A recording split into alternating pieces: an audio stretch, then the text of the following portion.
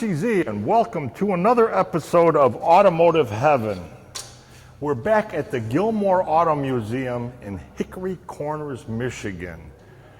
There's so much to cover here, we have to do it in stages. I mean, we're in the steam barn. It's a place where we have automobiles from the early 1900s. I'm going to start with this 1910 Loser. Now, this company was not in existence for a long period of time, but the workmanship of this automobile, I wanted you to see. Brass, a lot of brass, no chrome like the average car had back then. This car was designed for the sporty industry. It also had the mother-in-law seat on the driver's side. Usually they're on the right-hand side, but I guess they put this one on the passenger side where the mother-in-law could sit on the outside of the vehicle. This car, the reason I wanted to start with this vehicle here was today, this vehicle back in 1910 cost $5,000. Folks, the average person was making in 1910 maybe $300 a year. So you imagine the elite owned something as beautiful as this. Join me for today's show at the Gilmore Auto Museum in Hickory Corners, Michigan, a place you should come out and see. 1906 Columbia. Now, we just did the electric Columbia earlier. The company really specialized in doing a lot of electric cars, but this is a four-cylinder gas-powered automobile, and this is a 1906. Again, folks, I wanted to bring up one of the things, the very wealthy, the elite in the early days of the automobile owned something like this. This was $4,700 when it was brand new back in 1906. You know, I want to really touch on something. The automobile industry, the birthplace I talk about all the time of the automobile industry was Chicago, Illinois. And the reason I say that is because on Michigan Avenue from about 1400 south to about 2000 south, there were over 119 automobile dealerships, repair shops, not only on Michigan Avenue, but on Illinois Street and all the side streets around there. Now, how did that all come about, folks? It came about because the elite lived in that area. It was called the Prairie Avenue District, and Prairie Avenue was 2 blocks east of Michigan Avenue. The wealthy had their mansions there. So all the roads around there were paved with concrete, with cement. You didn't have the rough cobblestone roads or gravel roads or even the brick roads. So when people came to look at these contraptions, they called them back then, Tin Lizzies, I remember the term, unicycles, I mean, there was all kinds of terms for a horseless carriage. When they came to look at one of these vehicles, they drove you around on a concrete street. So you went from horse and buggy, rough ride, to a beautiful ride. Once you bought it and drove it home, you were in trouble because all the roads were really, really rough back then. But this is a gorgeous 1906 Columbia. 1918 Chevrolet. You know, I just want to tell one story. This is one of the vehicles that was purchased by the General Motors line. But man, the story that comes to mind, and I've been telling these stories, folks, for 30 years. I started back in 1989 with How To With Your Automobile. And I started telling stories about vehicles. We've done Motor City Madhouse and that. But the story that comes to mind right now is that bow tie emblem, the Chevrolet emblem. And that actually was, Chevrolet went to Europe to be involved in a race, And in his hotel room, the wallpaper had this bow tie style of design. And that's where that bow tie for Chevrolet came from. Just a little bit north of here, we have South Bend, Indiana. And if you like automobiles and if you like car museums, like I think you do because you're watching this program today, take a look at my website, richieze.com, RICHIEZIE.com. There's 10 television shows from car museums. This is a real elegant looking 1924 Studebaker. 1909 Ford Model T. Got a cute story. I'm here at the Gilmore Auto Museum in Hickory Corners, Michigan, and they have one of the finest collection of these early automobiles. And Henry Ford was in that era. I'm really surprised to see it in the color it's in, because usually all the Fords that were made back in 1909 were black. Henry Ford used to have a saying, you can get any color you want as long as it's black. One of the reasons that they painted them all black was because black dried quicker than any other color. But this is a gorgeous vehicle. And what I like about museums like this, folks, is when you come out here, take a look around. They got license plates up on the wall. They have a description of the car, maybe a little bit of the history of what was going on back then. This is what I like to do when I do my television shows.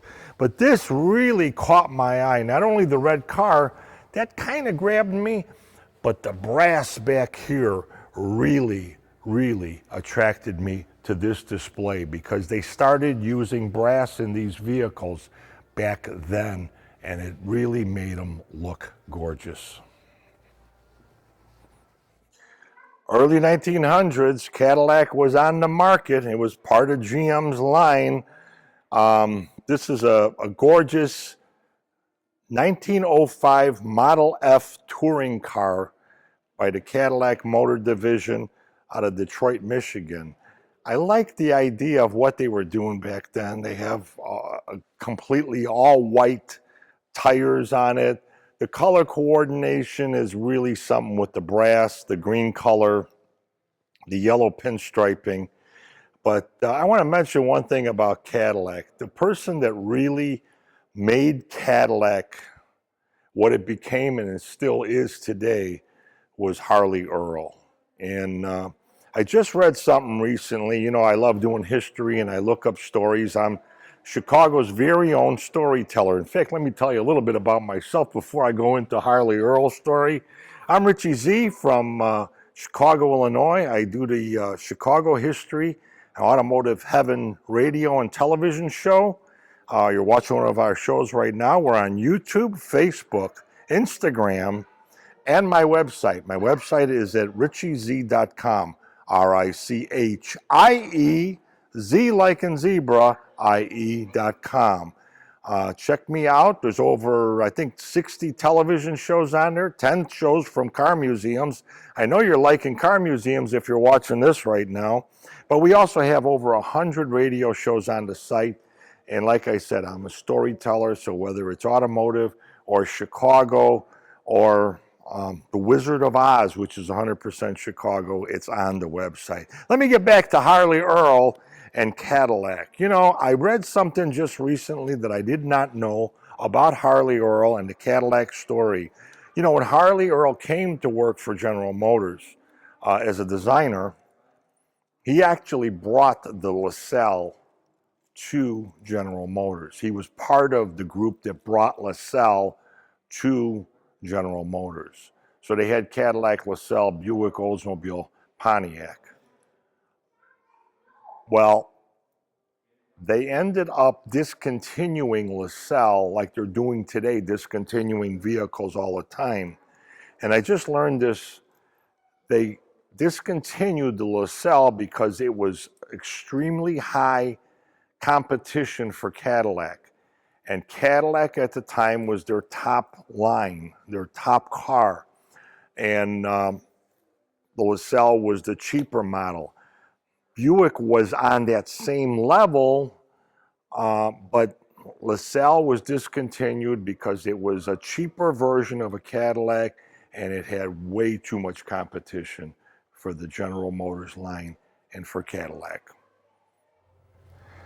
1917 Mercer Runabout. Folks, Halloween's just around the corner. I mean, the color is that pumpkin shade. But I know for a fact, back in the day, like I said earlier, Henry Ford painted everything in black. There's an interesting story about Cord, who took over the Auburn Cord and Duesenberg factory back then. He was from Chicago. And when he took over, he started working for that company for $1 a year, but he was going to make money if they became profitable. What he did was he took like 700 to 900 cars that they had sitting in the parking lot that were completed. He brought them back inside and started painting them colors like this, and they all sold. And the company became profitable within, I think it was 18 months. They really showed a huge profit. But this is a gorgeous 1917 Mercer Runabout. 1916 Winton Hearst. Now the Winton Corporation was out of Cleveland, Ohio. This is a 6-cylinder, and this 75 horsepower. Wheelbase was 138.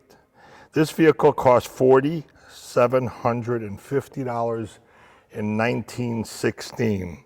This company specialized in vehicles like this. One of their slogans, one of their mottos at the time was, "Let your loved one go out in style." And when you look at something like this vehicle here, it's the epitome of style. I mean, I can't even imagine the designers back then. Today, everything is done with computers. You just kind of tell the computer what you're looking for and it pulls up pictures and you could design from there. This was all done out of somebody's mind, put on paper, and then molds were made to do what they did with this vehicle. I couldn't walk by this vehicle without doing it. This is just really an elegant Hearst from the early 1900s, 1916, by the Winton Hearst Company. 1908 Stanley Steamer. Now, this is called the Steam Barn, but this is the only steam engine vehicle that we have here. But in the early 1900s, you got to think about the technology back then and what people put together and what they actually made happen. Now, these steam cars are not easy to run. It takes a lot of know-how, and you have to know exactly how to build up the steam pressure and everything else. But I've ridden in one of these cars once, many, many years ago, and I tell you, it's just an amazing thing. And the internal combustion engine, people were doing things that were interesting, but also good for the economy back then, back in the early 1900s. Stanley Steamer. Folks, we did the Studebaker Museum a number of months ago. Got a lot of response on it. It's one of the reasons I contacted the Gilmore Museum here in Hickory Corners, Michigan, to do their place. Each one of these museums is unique in their own little way. People always ask me which one is my favorite, and I always say yes, because they're all my favorites. But here we have a vehicle that was made by the Studebaker Company back in the early 20s. And let's talk about something. You know, Mary Kay Cosmetics made this color famous, like a pink color. Well, in 1927, the Studebaker Company was using a color like this. The blue vehicle we have on the right-hand side is a 1904 Autocar Runabout. The old-fashioned crank start. You had to be very careful with this crank start. If you didn't crank completely through, this thing could kick back and actually hurt your shoulder or your arm just by trying to start the vehicle. We go into something very primitive, but don't forget, this was the era, this was the style. I want to get into this whole thing and the style. The car next to it is a 1915 Woods Mobilette. Now, I think this is the only car manufacturer that was in Harvey, Illinois, and I hope I'm correct in that theory. But back then, back in this early 1900s era, Chicago alone, just the city of Chicago, had 100 auto manufacturers, people building cars. Now, a lot of guys would just build a car. He would buy parts from all other manufacturers and stuff and put his name on it. But there was 100 in Chicago alone. And I remember Indiana had around 490 auto manufacturers. But the competition was furious back then. And a lot of people did not even survive 1 year. But two gorgeous automobiles, one from 1904, the Auto Car Runabout, and the 1915 Woods Mobilette, I like that name, Mobilette, from Harvey, Illinois.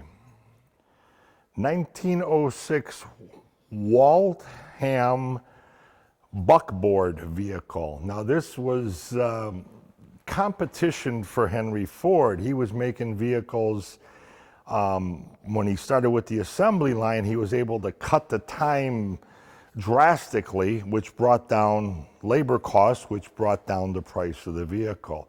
This vehicle was competing with Henry Ford at the time. Don't forget, these were vehicles for transportation. They were trying to replace horse and buggy. This vehicle, back in 1906, was only $400 brand new. 1903 Columbia. Now this is a very unique automobile. Columbia made a lot of really interesting automobiles, but the one thing unique about this one, it's an electric car, folks. So if you think the technology of Tesla today is something new, I know for a fact that electric cars, in the first automobile race in 1895 from Michigan Avenue, right where the Art Museum is in Chicago, to Waukegan and back, had an electric car in it. It did not finish, it didn't get very far, and one of the reasons was it ran out of charge. But this is really a cool thing. If our country, if the world would have went electric a long time ago, I think we would have solved a lot of the issues we're having in today's day and age. But this is a gorgeous 1903 Columbia electric runabout. Visit us at YouTube, Instagram, and Facebook at RICHIEZIE. Call me direct at 312-841-2560. Go to our website at www.RICHIEZIE.com. Go fund me at Richie Z. It's very important that we get funding for programming like this. Gilmore Museums, Hickory Corners, Michigan. Host Richie Z. Camera Tim Alway. Edited by Zoe Leard.